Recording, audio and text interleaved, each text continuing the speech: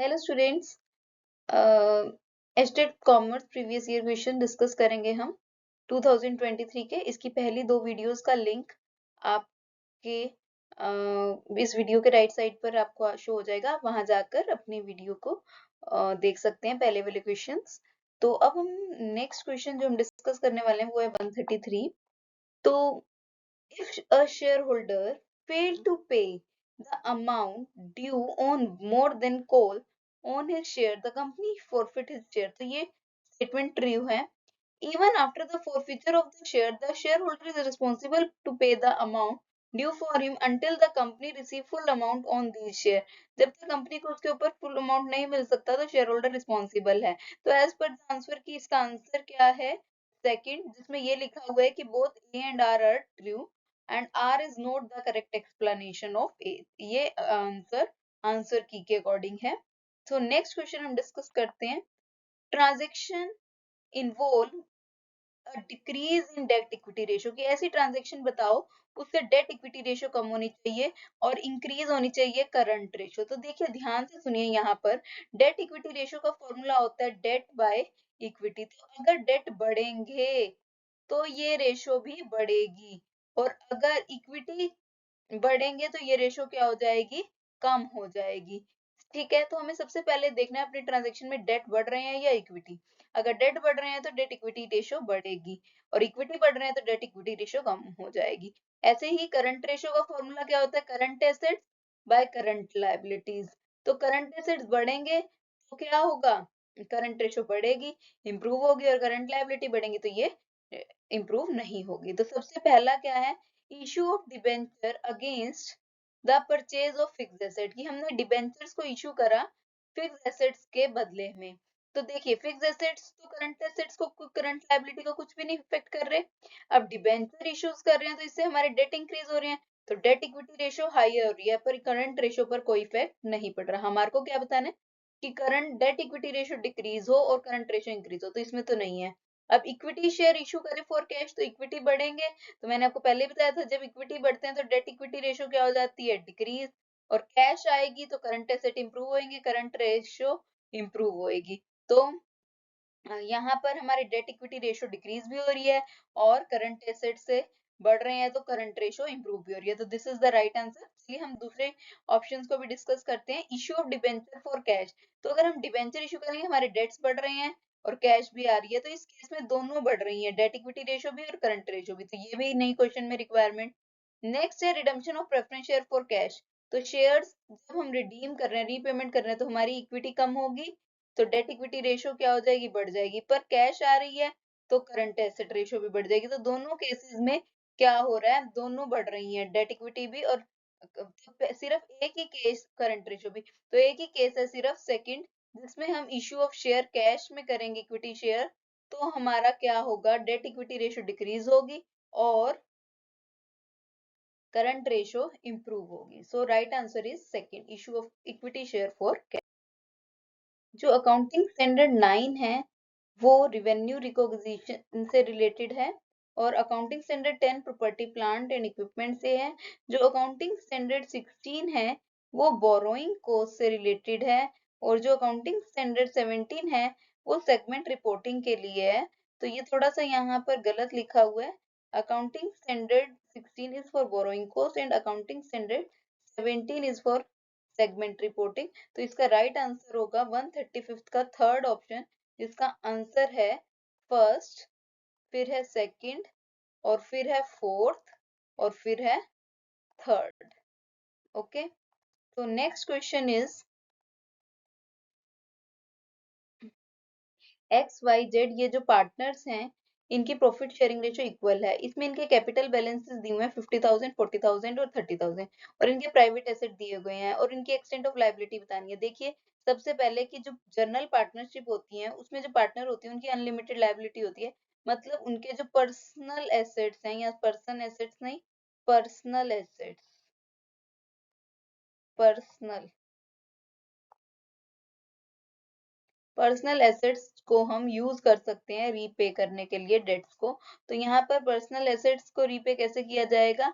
50,000 के वो, 20,000 के वो, तो टोटल 70,000 उससे लिए जा सकते हैं, 42,000 इससे लिए जाते हैं y से, और 35,000। सो राइट आंसर इज 136 का 3 70,000, 42,000 एंड 35,000।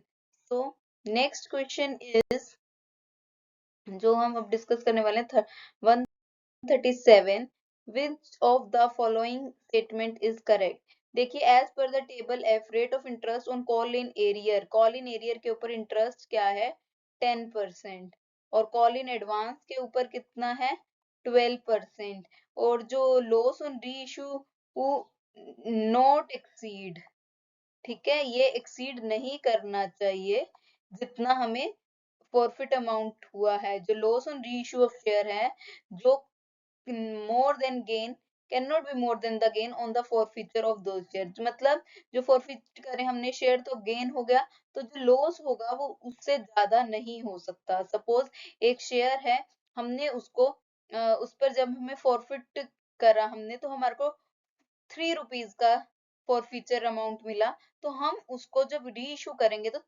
3 से ज्यादा लॉस पर नहीं री इशू कर सकते। तो right answer is sweat equity share. Sweat equity share are those which are issue to the employ and director at a discount. तो स्वेट इक्विटी शेयर वही होते हैं, या तो ये एम्प्लॉय को इशू करे जाते हैं या डायरेक्टर्स को, किसके ऊपर इशू करे जाते हैं, डिस्काउंट के ऊपर। So this is the right answer.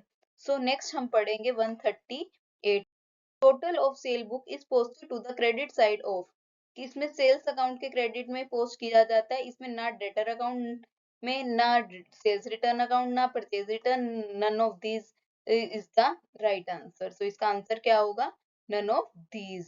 So the total of sale book is posted to the credit side of sales account. So answer is sales account.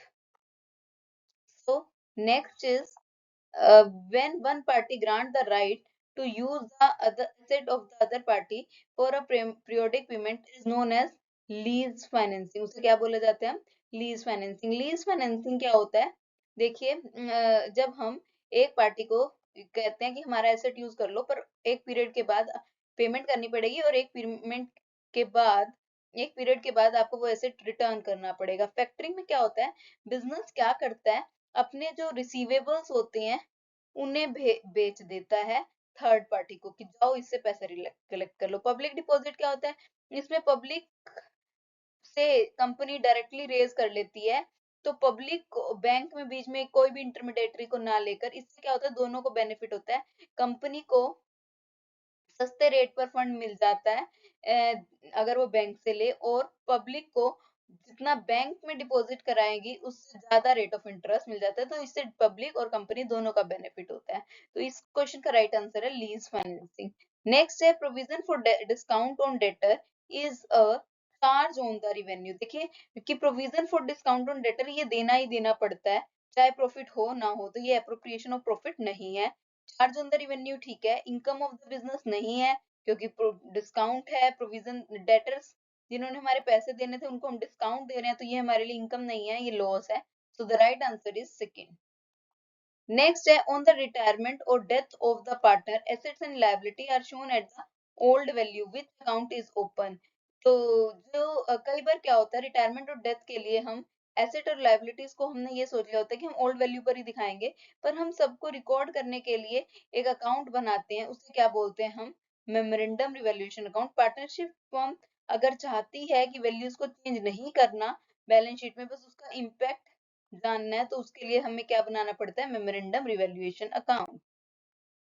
At the time of dissolution of a liability taken over by partner is debited to. देखिए realisation account में debit कहाँ होता है, realisation account में। देखिए realisation account में liabilities को जो देनी है पार्टनर को सारी यहाँ लिखते हैं, है ना। तो क्या होगा, जब हमें उस पार्टनर ने, किसी पर्टिकुलर पार्टनर ने लायबिलिटी ले ली, सारी लायबिलिटीज यहाँ लिख रहे हैं। अगर किसी पर्टिकुलर ने पार्टनर ने लायबिलिटी ले ली, उसकी पेमेंट कर दी, अगर पार्टनर ना करता तो हम क्या लिखते, टू कैश। बट अगर पार्टनर ने ले ली तो हम क्या लिखेंगे, टू पार्टनर कैपिटल अकाउंट। तो पार्टनर के कैपिटल अकाउंट को कहाँ पर डेबिट किया गया, रियलाइजेशन अकाउंट में डिसोल्यूशन के वक्त। So the right answer is second, sorry third, in realisation account. तो रियलाइजे अकाउंट किस अकाउंट में डेबिट किया जाता है, तो रियलाइजेशन अकाउंट में डेबिट किया जाता है। क्या डेबिट किया जाता है, पार्टनर का नाम, ठीक है। क्योंकि उसने लायबिलिटी ली है। तो हमारे से यहाँ क्या पूछा हुआ है, किस अकाउंट में डेबिट किया जाता है, तो हमारा आंसर होगा इन रियलाइजेशन अकाउंट। नेक्स्ट है करंट रेशो दी हुई है हमें, current ratio current asset by current liability और liquid asset by current liability. तो हमें क्या निकालना है, स्टॉक की value, that is called inventory. तो हमें इन्वेंट्री निकालनी है। देखिए current asset by current liability का फॉर्मूले से अब हमारे पास क्या आ जाएंगी, इसको सॉल्व कर कर करंट लायबिलिटी इज 3,50,000 आ जाएंगी और करंट लायबिलिटीज तो हमें गिवन है 3,50,000, तो इसकी वैल्यू पुट कर कर हमारे दोनों केसेस में करंट एसेट्स की वैल्यू इस वाले केस से आ गई, सॉल्व करके 4 क्रॉस मल्टीप्लाई करी, 4/5 मल्टीप्लाई बाय 3,50,000 2,80,000 और इस वाले से 5/7 इंटू 3,50,000 2,50,000, तो 30,000 का डिफरेंस है। तो ये 30,000 क्या हो गया, स्टॉक। मैं आपको बता रही हूँ जैसे कि करंट लायबिलिटी यहाँ पर कितनी थी, 3,50,000। देखिए अब हमारे पास करंट एसेट की वैल्यू निकल जाएगी, क्यों, अगर हम इस 3,50,000 को 4 से यहाँ मल्टीप्लाई कर दें और 5 से डिवाइड कर दें तो किसकी वैल्यू आ जाएगी, करंट एसेट की। ऐसे ही करंट लिक्विड एसेट की वैल्यू निकालने के लिए करंट लायबिलिटी की वैल्यू 3,50,000 थी, 3,50,000 को यहाँ लिख दिया, 5 लाख से मल्टीप्लाई 7 से डिवाइड, तो ये क्या आ जाएगा हमारे पास 2,50,000। तो दोनों का डिफरेंस क्या हो जाएगा, inventory. So next question is dividend received by other financial enterprise shown in the cash flow statement. देखिए अदर देन फाइनेंशियल एंटरप्राइज, दो तरह की कंपनी होती है, एक फाइनेंशियल कंपनी है, एक नॉन फाइनेंशियल। तो अगर फाइनेंशियल एंटरप्राइज नहीं है तो नॉन फाइनेंशियल कंपनी है, तो उनके लिए डिविडेंड रिसीव हो रहा है तो वो उनके लिए क्या होगी, इन्वेस्टिंग एक्टिविटीज। तो पर फाइनेंशियल एंटरप्राइज के लिए अगर डिविडेंड रिसीव हो रहा है तो उनके लिए वो क्या हो जाएगी, ऑपरेटिंग एक्टिविटी। तो इसका राइट आंसर हमें क्या पूछा, नॉन फाइनेंशियल एंटरप्राइज, उसका आंसर होगा इन्वेस्टिंग एक्टिविटी। तो नेक्स्ट है, अगर हमें किसी से 5,000 रुपए किराया मिल रहा है from sub tenant for the rent and entered correctly in the cash book is posted to the debit of rent account in the trial balance। देखिए हमें रेंट रिसीव्ड हुआ, हमने क्या करना चाहिए था, उसको क्रेडिट करना चाहिए था 5,000 से, गलती से कहाँ रिकॉर्ड कर दिया, debit side of trial balance. ठीक है, तो रॉन्गली क्या रिकॉर्ड करा है, कैश तो होएगी डेबिट में रिकॉर्ड, रेंट रिसीव्ड भी डेबिट में हो गया, तो कितने से डिफरेंस आ गया, यहाँ तो कुछ भी नहीं है तो टोटल 10,000 से बढ़ गया। ठीक है, क्योंकि यहाँ तो कुछ भी नहीं है, तो यहाँ करेक्ट होना क्या चाहिए था, कैश को डेबिट करना था, रेंट रिसीव्ड को, ताकि ट्रायल बैलेंस इक्वल आए। तो कितने से डिफरेंस आया, जो डेबिट है वो इस केस में कितना ग्रेटर हुआ, 10,000 से। तो इसका राइट आंसर क्या है, debit will be greater by 10,000। The security premium account may be utilized by a company for, जो सिक्योरिटी प्रीमियम है वो किस लिए यूटिलाइज होएगा, कंपनी का, किसके लिए, writing of the expenses on discount on issue of debenture and shares. देखिए इसमें क्या है, हम loss on sale of fixed assets पे नहीं करते, लॉस ऑफ रेवेन्यू पे भी नहीं कर सकते, ऑल ऑप्शन राइट्स नहीं हो सकते क्योंकि पहले दो ही कर लिया, क्रॉस हो गए। तो राइट आंसर है writing of the expenses on issue of debenture. तो और किस किस के लिए यूज किया, issue of share, bonus share, writing of preliminary expenses, paying premium on redemption, buying back of the share। So 146 का ये राइट आंसर है। नेक्स्ट है 147, depreciation is the process of allocation of cost। क्या होता है, cost को allocation करना। तो ये इसमें एलोकेशन ऑफ कॉस्ट का मतलब कि separating the cost of tangible asset over it, spreading आएगा यहाँ, spreading the cost of tangible asset over it estimate useful life, कि जितनी उसके साल की लाइफ है। जैसे कि हम डेप्रिसिएशन में यही करते हैं ना, कि मान लीजिए कि एक एसेट 10,000 की है और उसकी एस्टिमेट लाइफ 10 है, तो हमने हर साल उसका खर्चा कितना बांट दिया, 1,000। तो 1,000 क्या हो गई, हमने कॉस्ट एलोकेट कर दी, हर साल की कॉस्ट कितनी हुई, 1,000। तो डेप्रिसिएशन क्या हुआ, allocation of cost. Favourable balance as per passbook mean, देखिए फेवरेबल बैलेंस पासबुक का होता है क्रेडिट बैलेंस इन पासबुक। तो इसका देखिए दो तरह की बुक्स होती है हमारे पास, एक कैश बुक और एक पासबुक। कैश बुक का प्लस फेवरेबल होता है और इसे हम कैश बुक का प्लस फेवरेबल और इसे हम डेबिट बैलेंस चलते हैं, और अनफेवरेबल क्रेडिट बैलेंस होता है, जबकि पासबुक का फेवरेबल क्रेडिट होता है और अनफेवरेबल डेबिट होता है, उल्टा होता है। तो ये बातें आपको पता होनी चाहिए। नेक्स्ट है, in double account the final account of a company failed to disclose the true condition of the assets, तो ये हमारी बात सही है कि फाइनल अकाउंट ट्रू पोजीशन नहीं बताते। क्यों? जो एसेट्स हैं, अगर कोई एसेट बिल्कुल ही खत्म हो गया पर उसकी बुक में जो वैल्यू होगी वो कम्प्लीटली वोन आउट नहीं होगा, वो बुक्स में अभी भी उसके कॉस्ट प्राइस पर दिखाया जाएगा। तो इसमें इसका आंसर क्या है? A is and R are true and R is the correct explanation.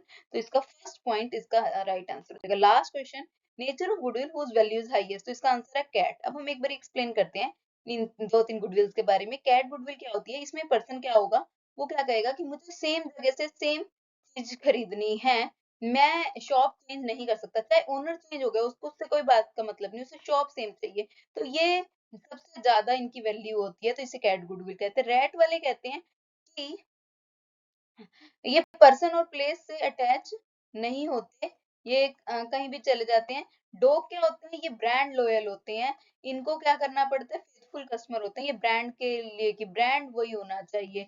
और रैबिट क्या होता है? ये देखते हैं कि हमारे आसपास जो इजीली अवेलेबल है ना, तो हम तो वहीं से ही खरीदेंगे। तो वो सबसे ज्यादा बेटर कौन सा, इसकी वैल्यू सबसे ज्यादा, दैट इज कैट।